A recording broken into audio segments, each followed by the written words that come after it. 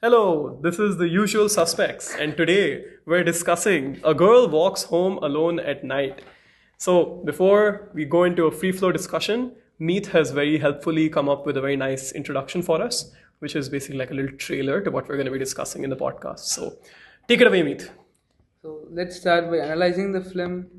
So this film, in a very interesting way, blends Iranian culture, Western vampire mythology, and noir aesthetics, which creates a world that is at once familiar and surreal. At first glance, it reads as a feminist horror.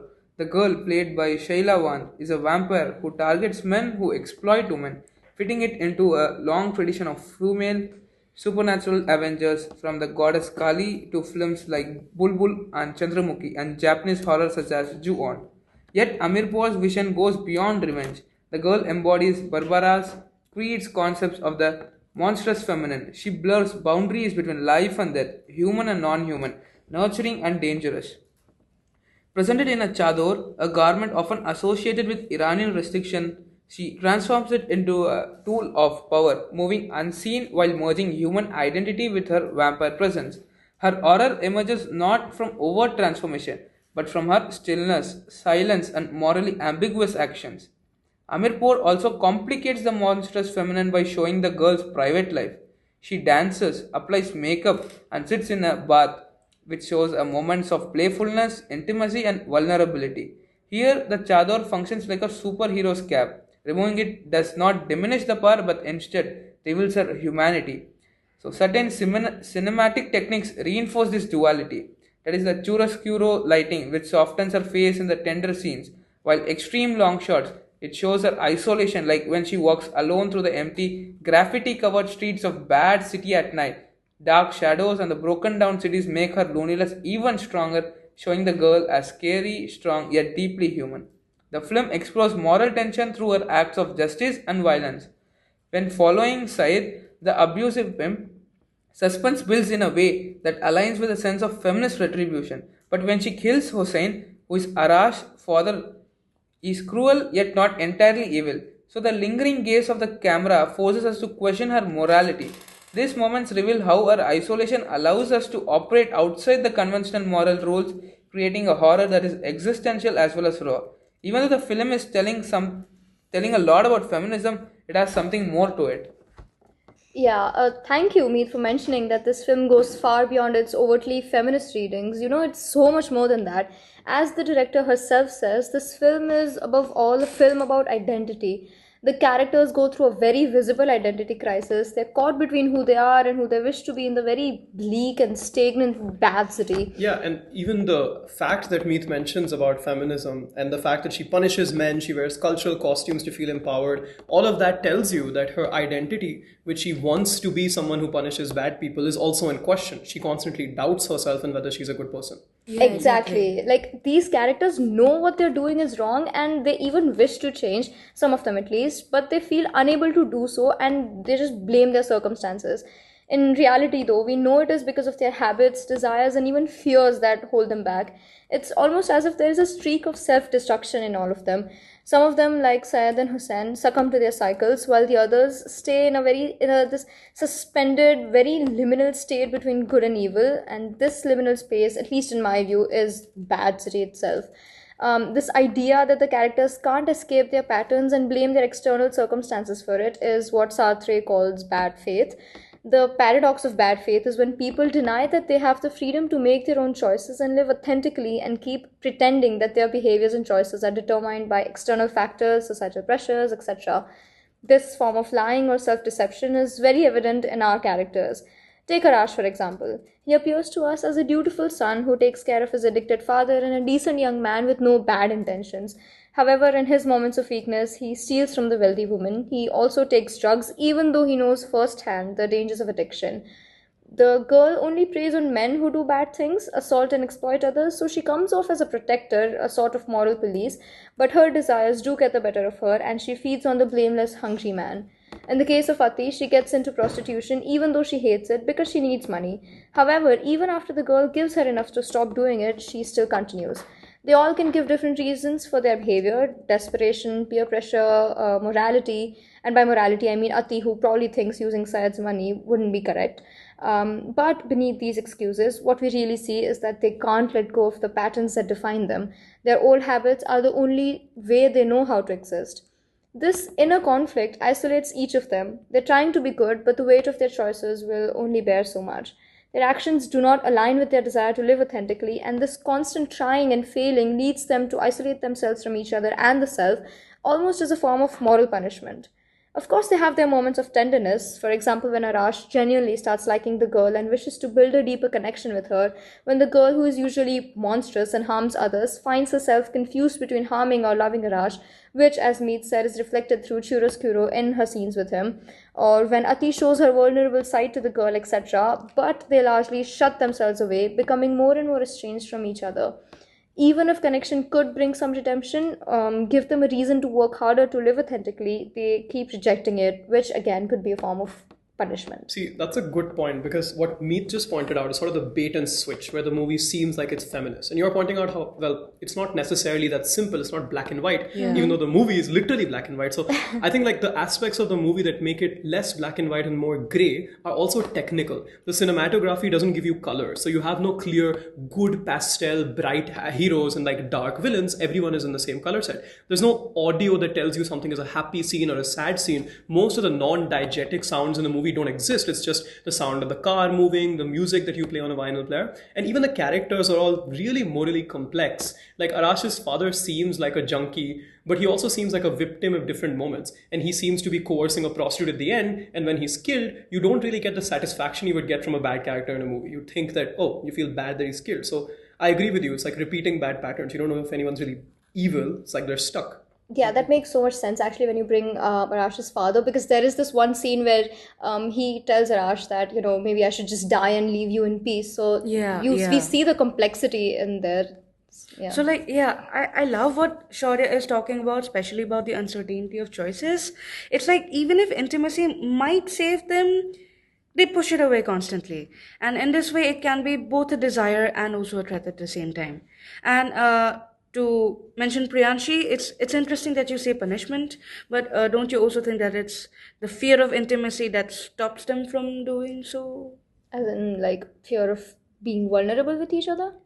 I want to say that at the end, they are lonely and flawed humans, so they would and they will crave connection, but they are scared, yes, of being vulnerable. Like, for the girl, in her case, she isn't just some remote vampire, ghosting around at night. She's actually attracted to people, especially Arash. But every time she allows herself to get close, there's the possibility of her hurting him or even getting hurt herself. So she happens to maintain this perpetual distance, even in scenes that appear very intimate. I think Priyanshi is also attracted to Arash. You best believe I am.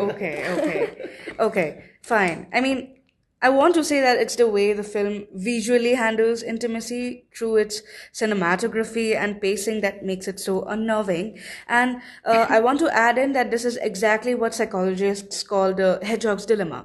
Like, it's the idea that intimacy is very risky because closeness can wound just as much as it can comfort you. You crave warmth, you also crave closeness, but you're afraid of what that closeness might reveal. There's this one scene, I don't know if you guys have noticed, like where she's with Arash in the bedroom and the camera lingers on her uncertainty. Yeah. Like, does she kiss him or like does she bite him? Like, I think she buries her head in his chest, which is a nice exactly. gesture. Yeah, like, that is a whole paradox in a moment. Like, the proximity equates to comfort and also danger, and like the chiaroscuro lighting emphasizes this paradox, like her face in and out of shadow, which is suggesting the duality between tenderness and violence. And this isn't me simply reading too much into it. Doro Weise also argues in her article that the camera close-ups actually embody this push and pull on the surface. Ooh, like, Doro, I say fancy. You gotta yeah, exactly. And all that. Yeah, like, she in her article, she states that they promise intimacy, but underneath, they always carry the potential to flip into predation. Like, she sees this as aligning us with the vampire's gaze, which for her expresses female desire and feminist rage against the concept of male violence. Now, I do agree with Weisei up to a point. Like, the tension between closeness and attack is absolutely central. But for me, it's not only about feminist vengeance, it's also about existential dread. Because, the girl isn't just punishing men, like how Priyanshi is stating. Like, she's also struggling with her own identity. The horror comes from the fact that intimacy itself feels like a trap, and that letting someone in could also expose her, or betray her, or what if even annihilate her sense of self. So I feel like the most frightening thing to me isn't just a monster as a whole, it's the silence between two individuals, the endless push and pull of needing to to belong but also be terrified of what the cost of that is. Like, the girl is stuck in that dance and that loneliness becomes its own prison. So the movie's weaponizing the fear of being alone. Sounds Yeah, like my yeah. ex. Oh, wow, Shaurya. I do agree with you. Wow. Okay, maybe I'm not qualified enough for that discussion. But Tanishta, I was saying, you'll see there again is this cycle of repeating old patterns.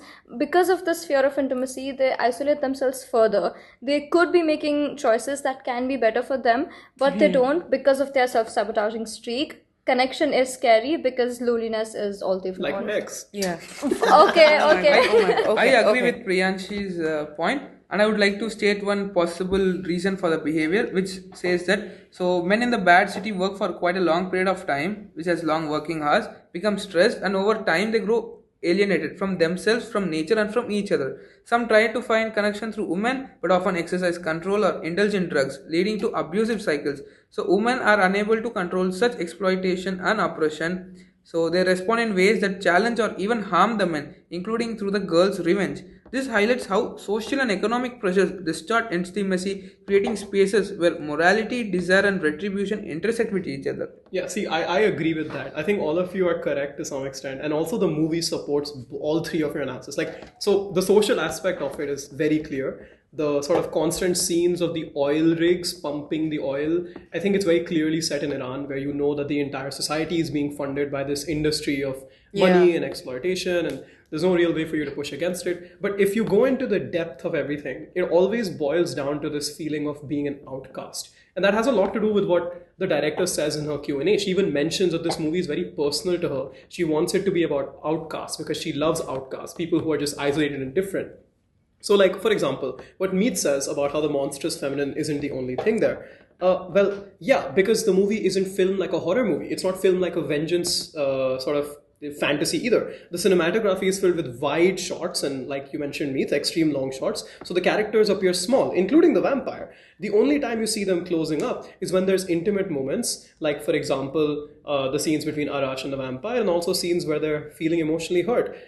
Even the city itself is this space which is super isolated. It's filled with these soulless suburban neighborhoods, and the mise en scène of the movie is actually cut into these multiple sections where each character has their own little apartment, right? Hussein has his decrepit apartment, Saeed has this ugly room with the really terrible techno music. Ew. Shaida has a very nice house with the earrings, and the girl, of course, has the very nice room with the posters and the cute music playing. And You have a crush on her. Okay, and so consequently, everyone is separated but also isolated when they meet. And the thing is, the movie escalates every time they start trying to be intimate. And that's why I think Tanishta is correct. But it almost always leads to ruin, no matter what their intention is, which is kind of very similar to what Priyanshu is saying. So every time they try to connect, the boy and the girl, sure, you think that it's nice, but you also feel the same level of tension. Sometimes the music isn't there, which creates a feeling of not knowing what genre this is. Is it a romantic comedy where Arash is going to bring a burger out of his car for her?